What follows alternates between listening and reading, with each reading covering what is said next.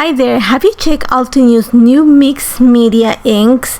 There's 2 new sets, and let me show you what you can do with them in your next mixed media memory keeping project. So come join me.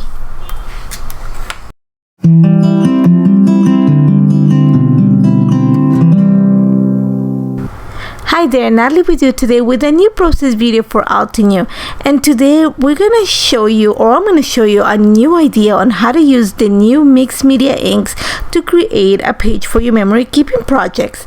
And today Altenew, or yesterday should I say, Altenew released 2 new sets of the pigment inks, and these one are Glacier Caves, which is a set of blues, and Summer Afternoon, which is a set of yellows. So I'm going to use the inks to create an ombre background, and they're perfect for ink blending. So I'm using my ink blending tool, and I'm going to start with the lightest color in the Glacier Caves family, which is Arctic, and I'm just going to start applying it in a piece of cardstock. I'm using 140-pound cardstock for this. I'm just going to apply it from the top to, I'm going to say, around half point, and then I'm going to switch on to the next color, which is Caribbean Sky, and then I'm gonna say a third of the color with that, and then I'm gonna finish with Persian Blue.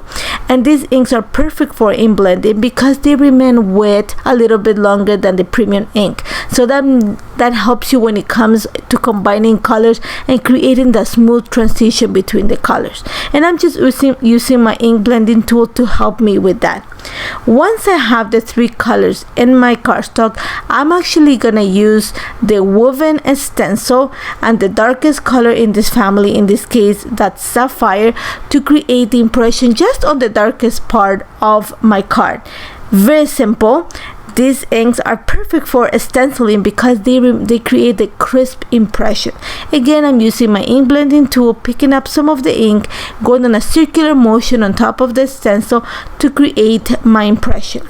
Now, you can also bring a little bit of the mixed media touch by adding some distress to the inks, and they're perfect for coloring. They're perfect to create watercolor. So I'm gonna actually sprinkle some water onto my cardstock with the that already ink blend on it, and the water is gonna activate the pigment, kind of soak it up, kind of bleach it out.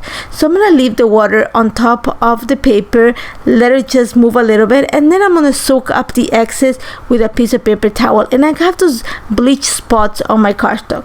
So now I want to add a little bit extra color, and here's where having these inks are perfect for watercoloring because you can dilute them. So I'm just gonna stamp a little bit of the ink on a piece of acrylic and then dilute it with some water, and then apply the splatters onto my cardstock.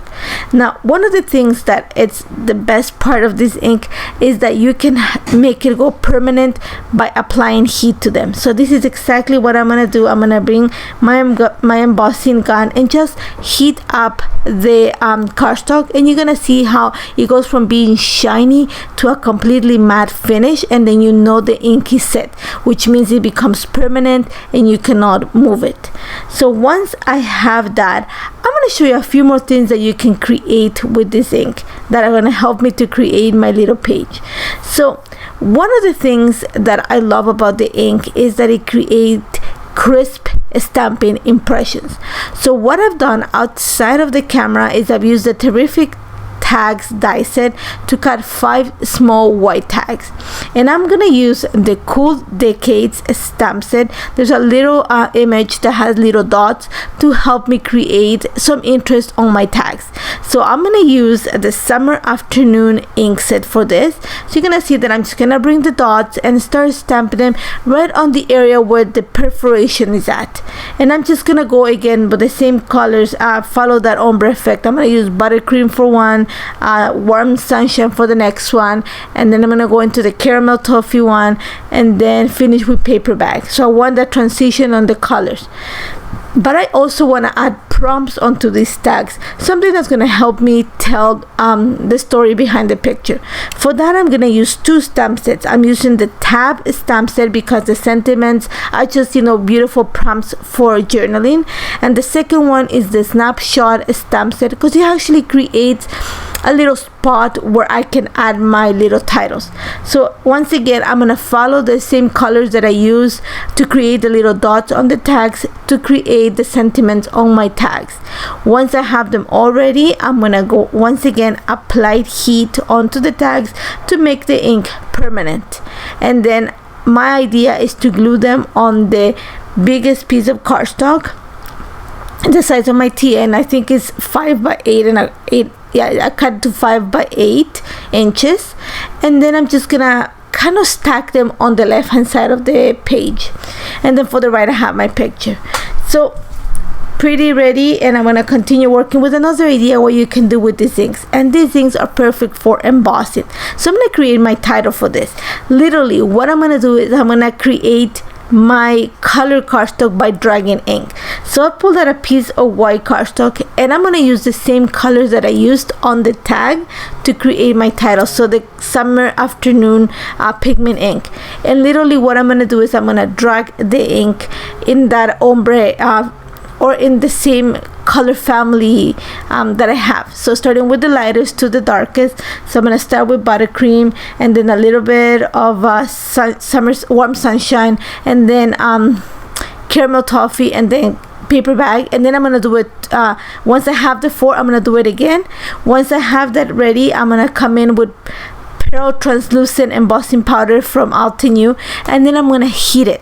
Like I said, the fact that the pigment remains wet a little bit longer allows you to emboss your images and creates a crisp impression.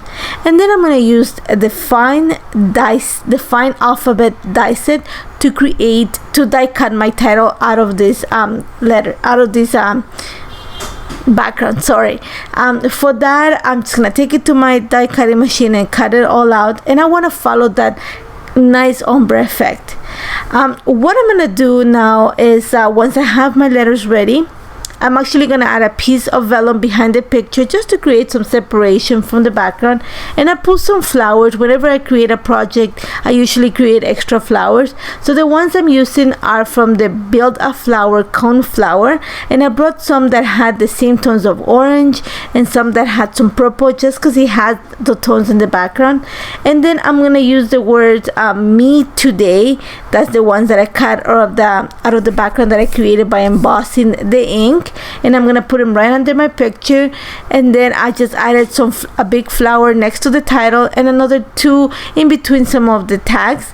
Then all I'm gonna do is use the prompts that I created in each of the tags to help me tell my journal, to tell the story of the picture. And I'm just gonna use the fine liners to write them down. And just to finish this, I'm actually gonna use a little bit of brown twine, kind of a goldish tone to it, just to loop it through all the tags. You're gonna see me that I'm just gonna bring a piece of twine and start like looping it through like literally the holes of the tags. And then I'm gonna keep the twine together by stapling to the top and the bottom of my page. And that's about it. I love how this turned out. I love the mixed media inks. Actually, one of my favorite things from Altenew, just because they're so versatile. You can watercolor, you can stamp, you can emboss, and you can create beautiful art journaling projects with them. As always, Altenew is always good at creating products that you go beyond paper crafting, and that's the idea with the mixed media inks, because you can use them on all types of surfaces. As always, do not hesitate to contact me if you have any questions. Thank you so much for joining me, and don't forget to subscribe to the channel. Take care, guys. Hello crafters, Jen here. For more tips, techniques, tutorials, and to discover which paper crafting products are right for you, subscribe to Altenew's YouTube channel. Make sure to hit the notification bell so you don't miss any videos. Thanks for watching.